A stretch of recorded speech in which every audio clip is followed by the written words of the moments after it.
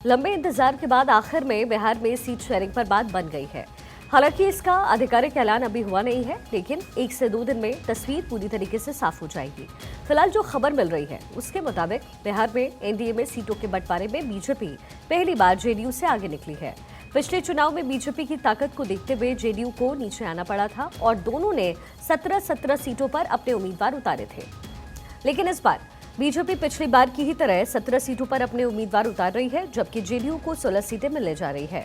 इन सब के बीच चिराग पासवान एक बड़ी ताकत के तौर पर नजर आए, जिन्हें उनके चाचा पशुपति पारस पर बीजेपी ने तरजीह दी है और न सिर्फ हाजीपुर सीट दी, बल्कि कुल 5 सीटें एलजेपी रामविलास यानी आरएलजेपी को दिए जाने पर सहमति बनी। जीतन राम मांझी की हमको 1 सीट, उपेंद्र कुशवाहा की पार्टी को 1 सीट दिया जाएगा। लोकसभा चुनाव में सीटों के बंटवारे के साथ ही नीतीश मंत्रिमंडल विस्तार के फॉर्मूले भी तैयार कर लिए गए हैं, जिसकी वजह से सीट शेयरिंग में नाराज हुई पार्टियों को एडजस्ट किया जा सके। खबर है कि चिराग पासवान के छोटे भाई और सांसद प्रिंस राज को बिहार कैबिनेट में जगह दी जा सकती है, जबकि बीजेपी की ओर से पशुपति पारस को राज्यपाल बनाने का प्रस्ताव रखा गया है। बताया गया है कि रामविलास पासवान के समय वाले फॉर्मूले के तहत ये ऑफर दिया गया। उस समय रामविलास केंद्र में मंत्री होते थे तो पारस बिहार कैबिनेट में मंत्री होते थे। उसी आधार पर चिराग दिल्ली की राजनीति करेंगे और प्रिंस को बिहार में मंत्री बना करके बिहार की राजनीति करने का प्रस्ताव दिया गया। तो अब सवाल यहाँ ये उठता है कि आखिर क्यों चिराग को पारस के ऊपर इतनी तरजीह दी जा रही है। तो उसकी वजह चिराग की मेहनत है। अब बदलता परिदृश्य और जातीय समीकरण भी संभव है, ये भी हो सकता है। अगर एनडीए की बात करें तो 2019 में एनडीए को 35.4% वोट शेयर मिले। 40 में से 39 सीटों पर एनडीए को जीत हासिल हुई। दूसरी ओर आरजेडी गठबंधन को 2019 में 28.9% वोट मिले, लेकिन गठबंधन को बिहार में सिर्फ 1 सीट पर जीत मिली। बिहार में आखिर चिराग पासवान क्यों चमके हैं, ये भी आपके जहन में एक सवाल होगा। तो इसके पीछे है वोट शेयर का पूरा गणित। 2019 के चुनाव में एनडीए और गठबंधन के बीच वोट का अंतर था 7 से 8% का। 2019 के चुनाव में एलजेपी को यही 8% वोट हासिल हुए। एलजेपी को 6 सीटों पर जीत हासिल हुई। चिराग का दबाव आया कम। एलजेपी में टूट के बाद चिराग बिहारी फर्स्ट के साथ जमीन पर सक्रिय नजर आए। पिछली बार की तरह कम से कम 6 सीटों पर दबाव वो लगातार बना रहे थे। 10 मार्च की रैली में खुले मन से उन्होंने कहा कि उनसे हर दल गठबंधन करना चाहता है। ये संदेश भी दिया कि गठबंधन से उनके पास सीटों का जो ऑफर है वो आया हुआ है और कुल जो सीटें हैं उनकी संख्या 8 है। लेकिन सिर्फ 3 सालों में फर्श से वापस अर्श तक कैसे पहुंचे चिराग, और इसके पीछे की कहानी भी आपको बताते हैं। लेकिन पहले कैसे हाशिए पर गए ये आप समझिए। 3 साल पहले एलजेपी 2 धड़ों में बंट गई। जून 2021 में एलजेपी 2 धड़ों में बटी। पशुपति पारस के नेतृत्व में 5 सांसदों ने बगावत की। चिराग को पार्टी अध्यक्ष, संसदीय दल के नेता समेत तमाम पदों से हटा दिया गया। पशुपति के नेतृत्व वाला धड़ा एनडीए में शामिल हो गया। लेकिन फिर ऐसे उठे बिहारी फर्स्ट के साथ बिहार दौरा चिराग पासवान करते रहे। पारस धड़े ने जिन वीणा देवी को आगे किया वो चिराग के साथ आ गई। मार्च में बड़ी रैली कर चिराग ने एनडीए को अपनी ताकत का एहसास करवाया। चिराग ने ऐसे बयान भी दिए जिसमें दूसरे विकल्प का जिक्र रहता था। हाजीपुर सीट से चुनाव लड़ने के लिए सीटों पर समझौते के लिए तैयार, फिर वो आगे हो गए। 2019 में 50-50 का जो फॉर्मूला सेट किया वो भी समझिए। बीजेपी और जेडीयू के बीच 50-50 के फॉर्मूले पर सहमति बनी। बीजेपी और जेडीयू दोनों ने 17 सीट पर उम्मीदवार उतारे। चिराग पासवान की एलजेपी ने 6 सीटों पर चुनाव लड़ा। एनडीए को बिहार में 40 में से 39 सीटों पर जीत हासिल हुई। विपक्षी गठबंधन को सिर्फ 1 सीट पर ही कामयाबी हासिल हुई। बीजेपी ने सभी 17 सीटों पर जीत दर्ज की थी। एलजेपी के भी सभी 6 उम्मीदवार विजयी हुए। जेडीयू को 17 में से 16 सीटें उस समय हासिल हुई।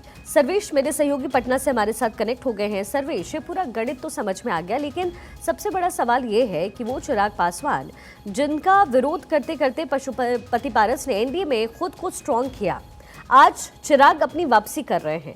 आज अपने पिता की जो सीट थी, विरासत वाली सीट, वो लेने में वो कामयाब हो गए हैं। लगभग यही बात निकलकर सामने आ रही है। इसके पीछे अथक प्रयास है जो चिराग ने किया है और एनडीए ने भी देखा है कि किसका कुनबा इस समय बिहार में मजबूत है।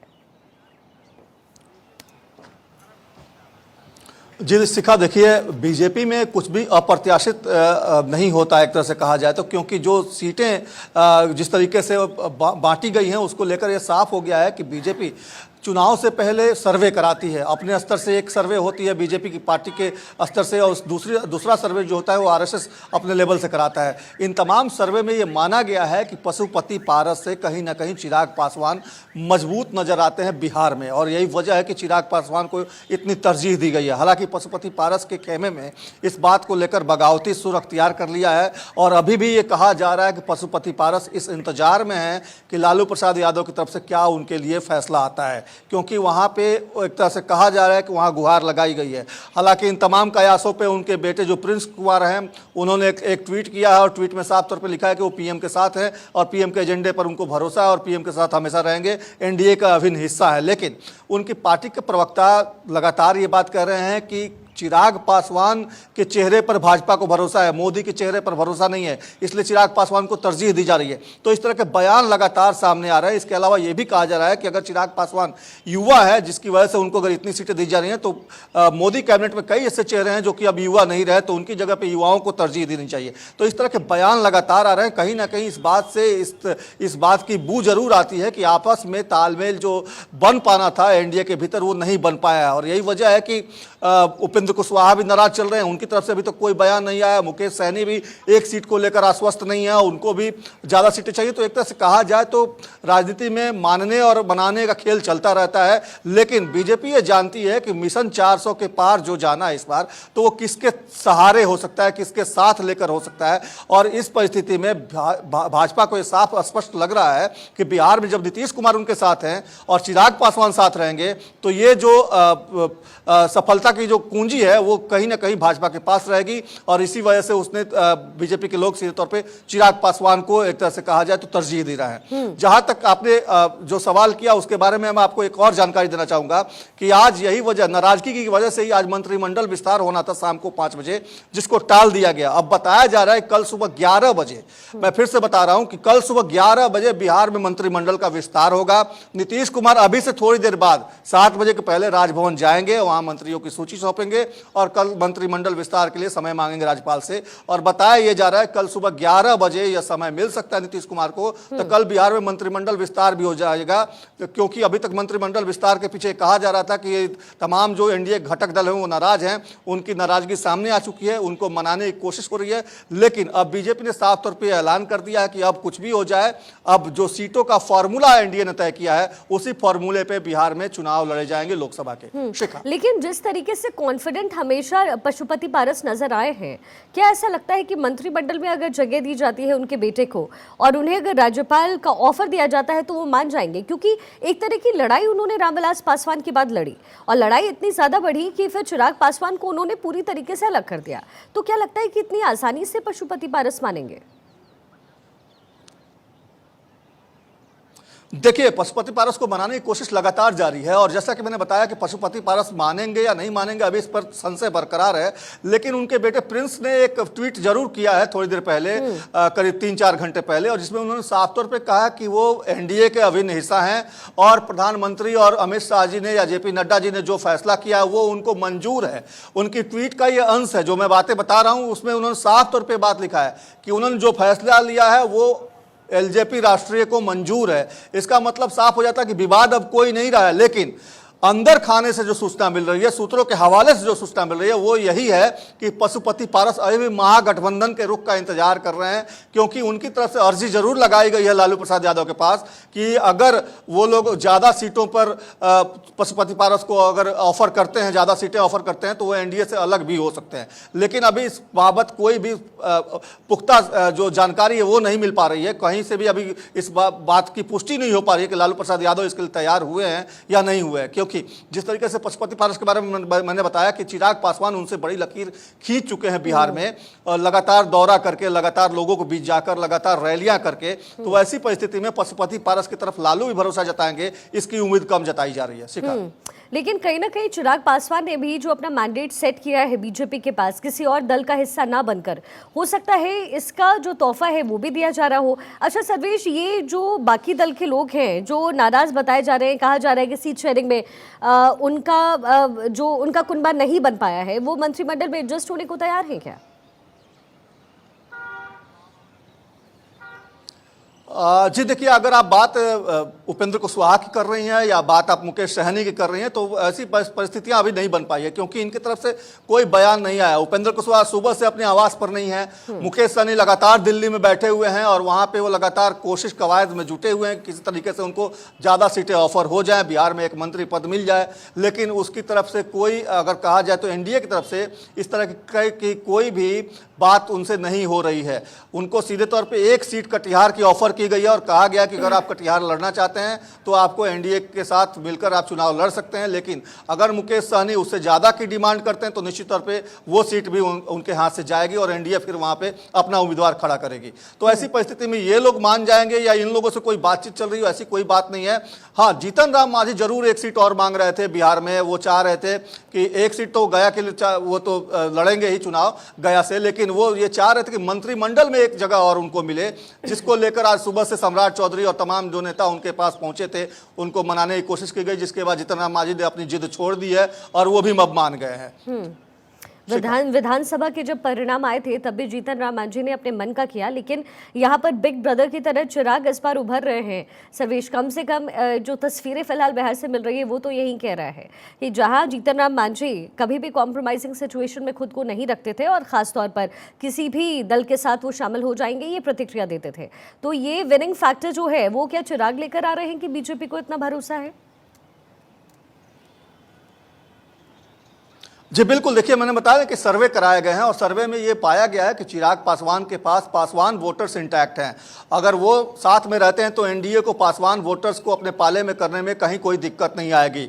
तो ऐसी परिस्थिति में निश्चित तौर पे जो चिराग पासवान है, जो खुद को मोदी का हनुमान कहते हैं, तो वैसी परिस्थिति में इस हनुमान पे ज़्यादा भरोसा मोदी गैंग को है, मोदी कुनबे को है। और निश्चित तौर पर यही वजह है कि जो भी मोदी समर्थक हैं वो यही चाह रहे हैं कि चिराग पासवान बिहार में एनडीए का हिस्सा रहें। पशुपति पारस अगर नाराज भी होते हैं तो उनको मनाने की कोशिश लगातार जारी है और उनको मना लिया जाएगा, जैसा कि उनके बेटे ने अब ट्वीट करके स्पष्ट कर दिया कि वो लोग मान गए हैं। तो ऐसी परिस्थिति में अब कोई विवाद बचा नहीं रह जाता। तो अब देखने वाली बात है क्योंकि उपेंद्र कुशवाहा और मुकेश सहनी ये दो नाम आगे क्या करते हैं, क्योंकि इनकी तरफ से अभी तक कोई बयान जारी नहीं हुआ है। सर्वेश, 50-50 का फॉर्मूला 17 सीटों पर पिछली बार का चुनाव जेडीयू की तरफ से और बीजेपी की तरफ से लड़ा गया, यानी बिग ब्रदर के तौर पर हमेशा जेडीयू को बीजेपी ने रखा है। लेकिन जिस तरीके से नीतीश कुमार ने वहां टूट पैदा किया, वो आरजेडी में शामिल हो गए, उसके बाद क्या बीजेपी ये नीतीश कुमार को बता देना चाहती है कि अब लोकसभा हो या फिर विधानसभा हो, बिग ब्रदर तो बीजेपी ही रहने वाला है? क्योंकि सीट का बंटवारा अगर